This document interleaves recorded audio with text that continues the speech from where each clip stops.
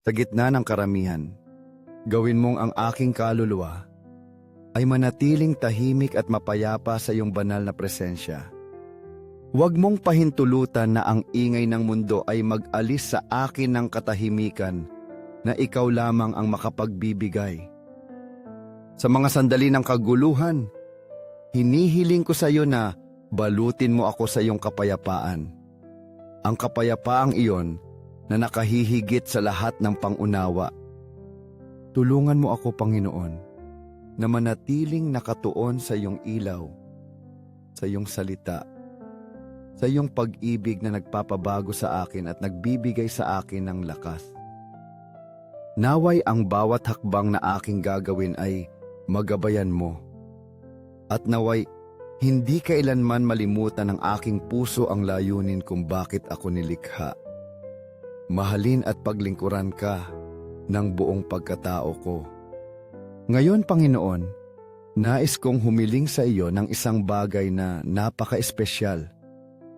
Isinasamo ko sa iyo ang lahat ng mga pari ng aming simbahan. Naway balutin sila ng iyong Espiritu Santo ng may lakas, na palakasin at pakabanalin sila. Naway sila ay palaging maging tapat na refleksyon ng iyong ilaw at ng iyong pag-ibig. Naway ang kanilang mga puso ay magningas sa iyong awa, at na sa pamamagitan ng kanilang halimbawa at pagtuturo, maraming makasumpong ng kapayapaan na ikaw lamang ang makapag-aalok.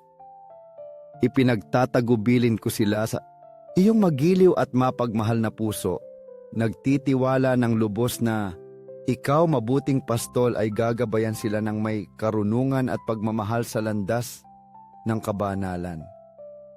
Naway ang kanilang buhay ay maging isang buhay na patotoo ng iyong katapatan, at na sa pamamagitan nila, ang iyong kaharian ay maging mas ganap at masigla sa ating mundo. Gawin mong araw-araw, Panginoon, ay maging isang hakbang na mas malapit sa iyo. Naway ang ating tingin na palaging nakatuon sa iyong ilaw ay magtulak sa atin na sundan ka ng walang pag-aalinlangan. Naway hindi kailanman mawala sa atin ang lakas upang sundan ka. At na, tulad ng futbolista na hindi nawawala sa paningin ang bola, ang ating buhay ay ganap na nakatuon sa iyong pag-ibig, iyong kalooban, at ang misyon na ibinigay mo sa atin. Naway ang ating tingin ay palaging nakatuon sa iyo nang walang mga distraksyon upang tuparin ang ipinagkatiwala mo sa atin. Naway sa iyo namin palaging masumpungan ang aming layunin at aming kalakasan. Naway ang bawat araw ay maging isang pagkakataon upang mas mapalapit sa iyong puso, upang mamuhay sa pakikipag-isa sa iyo at sa gayon gawing isang patuloy na panalangin ang ating buhay. Puso ni Jesus na umaakit sa amin sa iyo sa lambing ng iyong pagmamahal, naway ang aming buhay ay maging isang patuloy na awit ng pag-ibig sa iyo. Banal na puso ni Jesus, ikaw na nagbibigay kapayapaan sa mga naghihingalo at umaaliw sa mga nagdurusa. Isinasamo namin sa iyo na palayain ang mga banal na kaluluwa sa purgatorio. Dalhin sila sa liwanag ng iyong walang hanggang kaluwalhatian. Naway ang iyong walang hanggang awa ay dumaloy sa kanila tulad ng isang ilog na hindi kailanman humihinto. Puso ni Jesus sa Eukaristya, dagdagan mo sa amin ang pananampalataya, pag-asa at pag-ibig, upang aming lubos na maisabuhay ang iyong kalooban at maging instrumento ng iyong biyaya sa mundo. Kabanal-banalang puso ni Jesus, maawa ka sa amin, iyong mga anak, mahihina at nangangailangan ng iyong habag. Halika, matamis na puso ni Jesus, at ipadama mo sa amin ang katamisan ng iyong pag-ibig. Maawa ka sa amin, at gayon din sa aming mga kapatid na naliligaw. Yaong mga patuloy na naghahanap ng hindi nakasusumpong. Naway liwanagan ng iyong ilaw ang kanilang mga hakbang at gabayan sila pabalik sa iyo.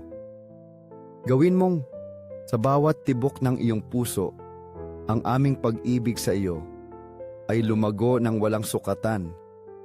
Binabago ang aming mga kaluluwa sa mga refleksyon ng iyong walang hanggang kabutihan. Luwalhati, pag-ibig at pasasalamat sa sagradong puso ni Jesus, walang hanggang bukal ng kaligtasan at pag-asa. O puso ni Jesus, sa iyo ko inilalagak ang lahat ng aking pagtitiwala. Sapagkat mula sa aking kahinaan ay tanging takot ang isinisilang.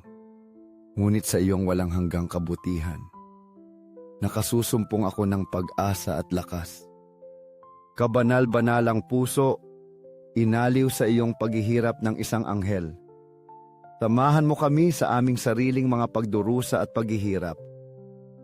Ikaw na naniniwala sa amin, tulungan mo kaming maniwala sa iyong walang maliw na pag-ibig. Puso ni Jesus, protektahan mo ang aming mga pamilya at panatilihing ligtas ang lahat ng aming mahal. Naway ang iyong puso ay makilala, mahalin at sambahin sa bawat sulok ng mundo. Dumating nawa sa amin ang iyong kaharian, Panginoon, at naway ang iyong pag-ibig ang maging parola na nagliliwanag sa aming mga araw. Sagradong puso ni Jesus, iniaalay namin ang aming sarili sa iyo sa pamamagitan ni Maria, aming ina. Gawin mong sa lahat ng lugar makilala, mahalin at tularan ang iyong banal na puso. Kabanal-banalang sakramento ng altar. Sa sandaling ito ng malalim na pagsamba, lumuluhod ako sa iyong presensya, puno ng pananampalataya at debosyon. Naniniwala ako, sumasamba ako, umaasa ako at nagmamahal ako sa iyo ng buong pagkatao ko. Hinihiling ko sa iyo, Panginoon, ang kapatawaran para sa mga hindi naniniwala, na hindi sumasamba sa iyo, na hindi umaasa at hindi nagmamahal sa iyo, na lumalayo sa iyong pag-ibig at iyong awa. Naway abutin sila ng iyong liwanag at tawagin silang muli sa iyo, Panginoon. Sa langit at sa lupa ay purihin magpakailanman ang mapagmahal na puso ni Jesus sa sakramento. Sa bawat sulok ng sangnilikha, mula sa pinakamataas na langit hanggang sa pinakamalalim na lupa, umalingaw-ngaw nawa ang papuring ito sa iyong banal na presensya. Naway ang lahat ng puso ay yumukod sa iyong banal na sakramento, kinikilala ang iyong walang hanggang pag-ibig, iyong dakilang sakripisyo at iyong patuloy na pagiging malapit. Sa langit at sa lupa ay purihin magpakailanman ang mapagmahal na puso ni Jesus sa sakramento. Naway ang iyong kapayapaan, Panginoon, ay bumalot sa aming lahat. Naway ang iyong awa ay magpabago sa amin at magdala sa amin sa landas ng kabanalan. Ikaw na aming pag-asa, aming lakas at aming kaligtasan, tanggapin mo ang papuring ito ng may pasasalamat at debosyon. Sa langit at sa lupa ay purihin magpakailanman ang mapagmahal na puso ni Jesus sa sakramento. Naway ang lahat ng bayan, lahat ng bansa at lahat ng may buhay ay kumilala sa iyong kaluwalhatian at yumukod sa iyo. Naway sa pagmumuni-muni sa iyong kabanal-banalang sakramento, ang aming mga puso ay mapuno ng pag-ibig at kapayapaan, at na madama namin na palagi kaming sinasamahan ng iyong banal na presensya. Naway ang 5 minutong ito ng panalangin at pagsamba, kasama si Jesus sa sakramento, ay humipo sa mas maraming puso, na makarating sa mga higit na nangangailangan nito. Inaanyayahan kitang mag-like sa video na ito, mag-iwan ng komento na may papuri, isang espesyal na intensyon, o isang kahilingan kay Jesus sa sakramento. Ibahagi ang sandali ng biyaya na ito sa iyong mga mahal sa buhay, upang tayong lahat ay makapagkaisa sa panalangin. Mag-subscribe at i-activate ang kampanilya upang matanggap ang mga notifikasyon ng mga susunod na video ng pagsamba at panalangin. Naway, sama-sama, ipagpatuloy natin ang landas na ito ng pananampalataya sa susunod na 5 minuto kasama si Jesus sa sakramento.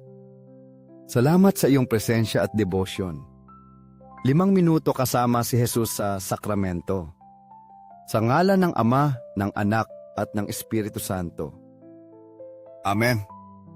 Mahal na Jesus, bilanggo ng pag-ibig sa tabernakulo, pinabayaan sa maraming templo at kinalimutan ng maraming puso. Ikaw, na naghihintay ng may walang hanggang pasensya, na tumitingin ng may pagmamahal mula sa altar, na nananabik sa aliw ng aming mga pagdalaw at sa alab ng aming tapat na pag-ibig. Narito kami, Panginoon, sa sandaling ito ng panalangin, na may kaluluwang hubad sa harap ng iyong presensya, upang sambahin ka, upang ibigay sa iyo ang aming buong buhay, ang aming mga alalahanin, ang aming mga kagalakan at ang aming mga kahirapan. Lumuluhod kami sa harap mo ng may pagpapakumbaba at pasasalamat, sapagkat alam namin na sa iyong sagradong puso, matatagpuan namin ang sakdal na pag-ibig, ang walang hanggang awa, at ang kapayapaan na hindi kailanman maibibigay ng mundo sa amin. Panginoon ng tabernakulo, dagdagan ang aking pananampalataya kapag nilalapitan ako ng pagdududa. Panginoon ng awa, gawin mo akong maawain upang aliwin ang mga nagdurusa. Panginoon ng katotohanan, gabayan mo ang aking mga hakbang kapag ang landas ay nagdilim. Panginoon ng pag-ibig, turuan mo akong mahalin ka upang makita ka sa bawat kapatid. Panginoon ng pag-asa, palakasin mo ang aking puso kapag ang mga pagsubok ay tila hindi na makayanan.